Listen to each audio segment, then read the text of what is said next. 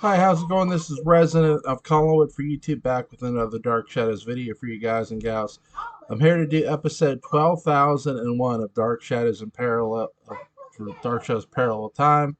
Um, so this episode opens with David Selby being the uh, voiceover. He's doing the voiceover of the reading, and we actually get to see Morgan Collins cut up the slips for the lottery. Now, we saw actually a bit of this in the previous episode.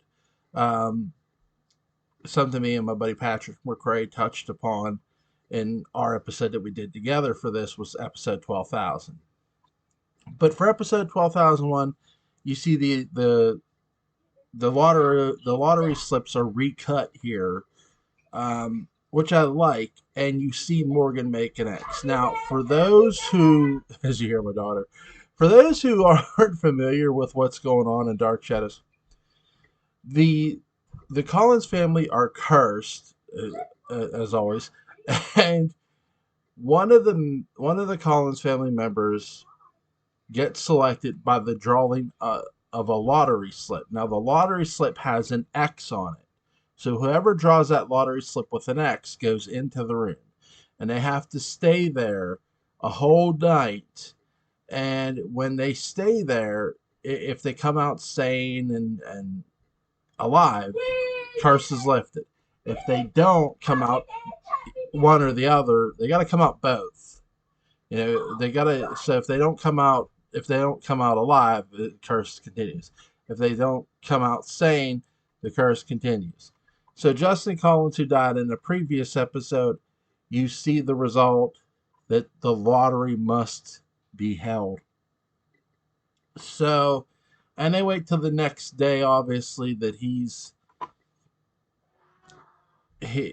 funeral has happened, and Morgan cuts out the slips. He makes the X. He puts all the slips in a jar. He makes three slips, one for him, one for Quentin, and one for Gabriel. He doesn't make one for Bramwell. He doesn't make one for the women, which I'm going to get into in this episode because that's what's interesting about this one too. Another little interesting tidbit here. I love how Gabriel Collins has the liquor hid all over the house. This is such a Roger. This is what Roger. I feel Gabriel is sort of what Roger Collins should have been. Up there's liquor here. There's liquor here. There's liquor hid here. The liquor hiding champion of the world is 1841 parallel time. Gabriel Collins. So the liquor's hit all over the place. He's the liquor hiding champion. I love the conversation between David Selby's, Quentin Collins, and Christopher Pinnock's Gabriel Collins here, simply because I feel this is the episode where Quentin, my buddy Patrick McCray had pointed out to me that really David Selby's Quentin Collins in parallel time, he's more built to be your protagonist of this arc. And really, if you want a demonstration of what Patrick was really meaning by that, or where you could really point to that, I would say look no further than episode 12,001. I'm not saying stop at this episode, but this is the episode where David Selby is presenting himself as the more of the protagonist than what Bramwell is. No offense to Jonathan Fred. Um, and what I mean by that is him and Gabriel are having this conversation, Quentin and Gabriel, that is. And Quentin is the one who is actually hopeful, is looking on the bright side of this thing. And what I mean by that is he's hopeful that one of them can defeat the room. He's really the first one you hear who's saying, hey, maybe we'll beat it this time. And that's something when you hear that out of somebody right there, that screams protagonist. That screams, hey, this is our hero here. And I really do think it's in this episode that he is more presented as this arc's hero than somewhat Bramwell. Bramwell has sort of been the rough around the edges character. So, no, I mean, no offense, so is Morgan. But and again, me and my buddy Patrick McCray, we talked about how Morgan is more. They don't reveal again. They're not revealing Morgan as the heel yet. I'll get to that episode, I promise. But again, just the character in this episode is even still coming off a bit heelish, and I'll get into why I say that. And again, it's not. I'm not saying every heel turn should be as shocking as a Sky Rumson, but this should have been more shocking than what Sky Rumson's was. So for this,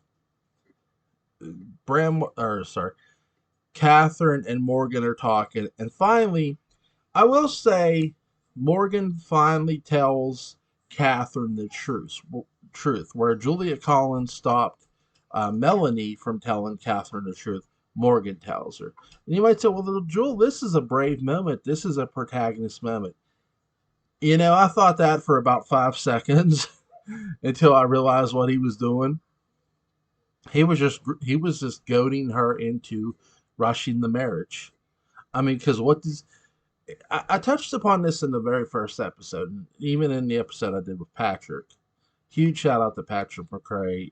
Yes, link to where you can get the Dark Shadows Daybook. Again, will be in the description box. Go buy that.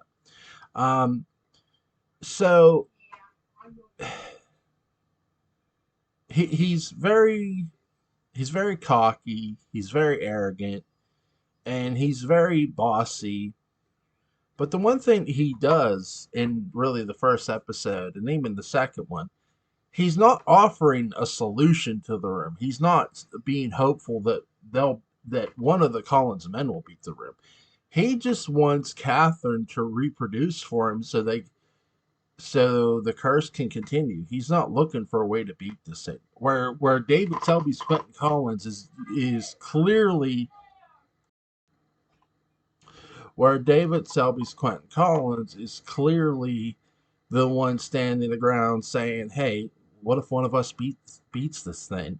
And again, that's something if you really want to sway your audience, and I'm not trying to play Monday morning quarterback here, but if the writer's attempt was to sway the audience that your protagonist, that Morgan isn't a heel, and then later you're gonna reveal him as one anyway, you need Morgan to say this.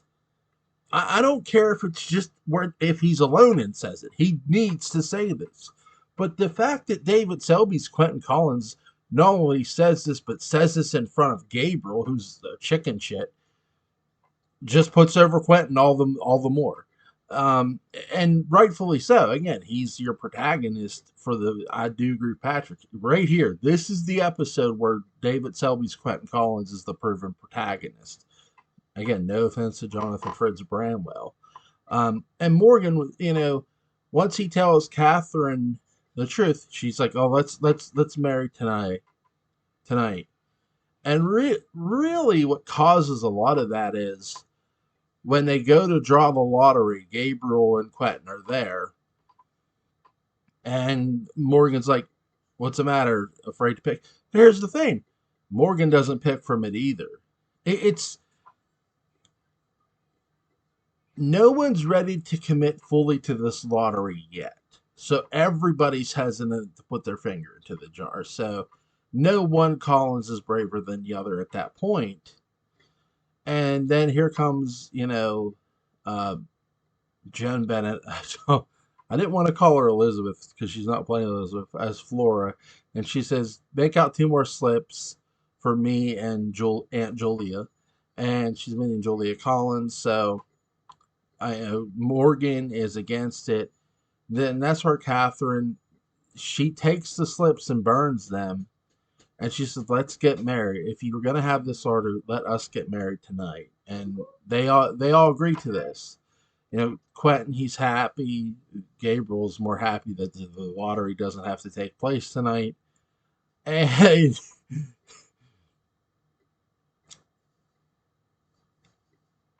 now I will say this for Morgan. I like the fact that he doesn't want the women to join up. And I know some people might say, "Well, that just has to do with Melanie." No, he specifically says no to his mother Flora and to his aunt Julia. He's saying no, unions aren't joining. No, I'm not having that. I'm in charge of this house, and no, I'm the lord of the manor. And you know, to me, that's the one thing I'll say. I don't view that as a heel move. I just view that as a son protecting his mother. But though, too, again, he's for somebody who hasn't been established as a heel yet, he comes off as a heel. And again, it's unfortunate, but hey, what do you do? Um, Brent, Bramwell runs into Catherine. He hears that her and he hears that her and Morgan will be married. He says, "You need to trust me. You need to trust me." And Bramwell takes Catherine back to the room and locks her. And what I think isn't the room he's taking her in Angelique's original room? I could be wrong. And he locks her, and he's like trying to force himself on her. So Bramwell is related to Barnabas. He kidnaps women. Oh God, that one just.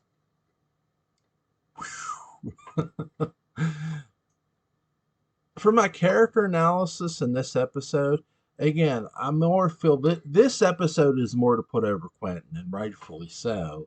And they do. I think the writers and David really put over Quentin well. I mean, look, it's not his first time playing the Quentin Collins character, but this Quentin Collins character is far different than the others. Me and Patrick both said this. This is the one. This is the one that's most sympathetic. Um, I'll tell you who I love in this episode, other than David Selby, is actually Laura Parker's Catherine. She's very, she's very, not just stunningly beautiful, but she's very sympathetic.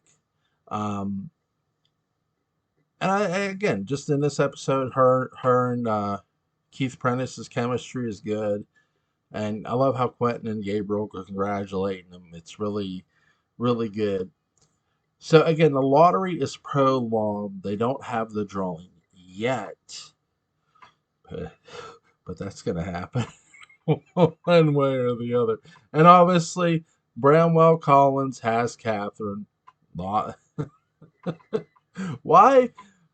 Why do Barnabas or his descendants have to kidnap women? What's with that? It must be in the gene pool, I swear. Um, you notice something though with this arc so far? We have not been into town and we have not been to Widow's Hill. I noticed that right away. They do mention Widow's Hill though. Um, but again, we just we haven't been to town and we have not been to Widow's Hill in this arc yet. That's amazing to me. Again, I know for the most part, and some of these arcs were constricted to Collinwood's Our World, but and it stayed true to this arc too. I will say that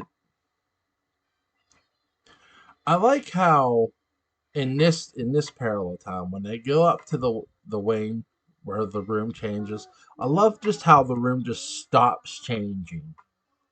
It doesn't change back, and I'm sort of wondering why. So that's my question to you guys as I leave you with this video. Why doesn't the room ever change back? That's a question. Remember, the room itself has nothing to do with Quentin's staircase, the parallel time room.